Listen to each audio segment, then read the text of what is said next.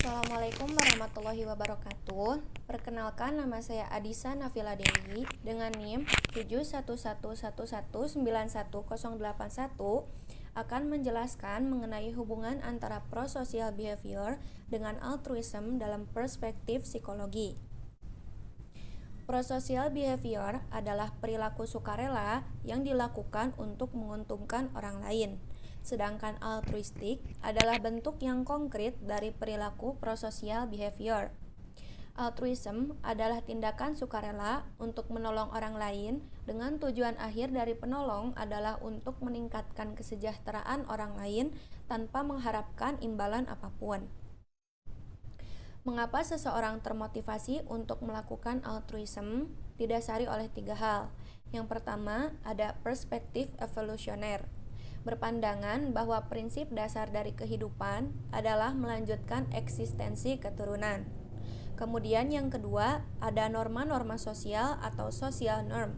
Dibagi menjadi 3, ada reciprocity norm atau norma timbal balik, ada social responsibility norm atau norma tanggung jawab sosial, dan yang ketiga ada social justice norm atau norma keadilan sosial. Kemudian yang ketiga ada modeling. Menurut social learning teori dari Bandura, mengemukakan bahwa tindakan altruistik akan meningkatkan kemungkinan seseorang menolong orang lain, karena hal itu menunjukkan bahwa altruism merupakan perilaku yang tepat dan dapat meningkatkan persepsi efikasi diri atau self-efikasi. Kemudian, faktor yang menentukan tindakan altruistik dibagi menjadi 3, ada situasi, perceiver, dan resipien. Situasi dapat dijadikan sebagai pertimbangan di dalam melakukan pertolongan terhadap orang lain, sebab tidak selamanya semua situasi bisa digunakan untuk melakukan pertolongan. Perceiver dibagi menjadi 5. Yang pertama, ada personality atau kepribadian. Setiap individu memiliki kepribadian yang berbeda-beda, sehingga setiap individu pasti memiliki kecenderungan yang berbeda juga dalam mempersepsikan situasi dan keadaan. Yang kedua, competence atau kecakapan. Faktor kecakapan, jika dilihat dari perspektif bystander calculus model milik Piliavin, menyatakan bahwa dalam situasi darurat, seseorang dapat dengan cakap memberikan pertolongan kepada orang lain. Kemudian yang ketiga, ada mood.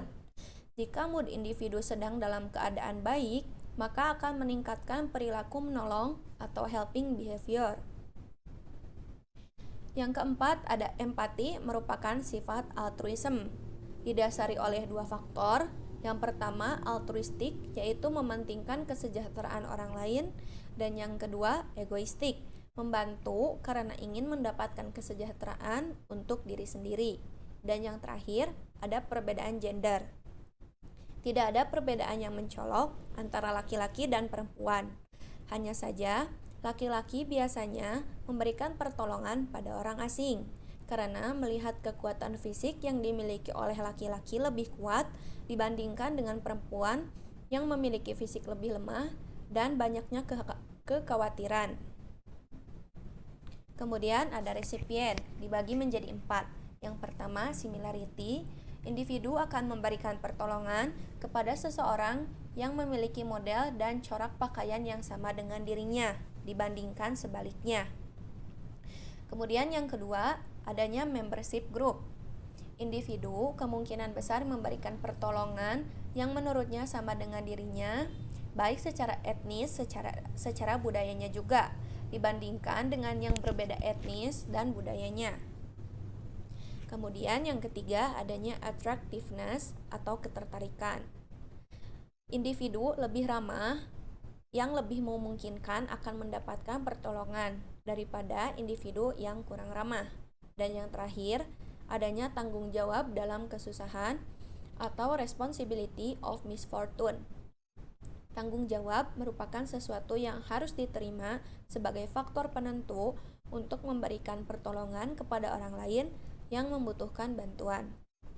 Cukup sekian penjelasan dari prosocial behavior dan altruism dalam perspektif psikologi. Mohon maaf apabila ada kesalahan.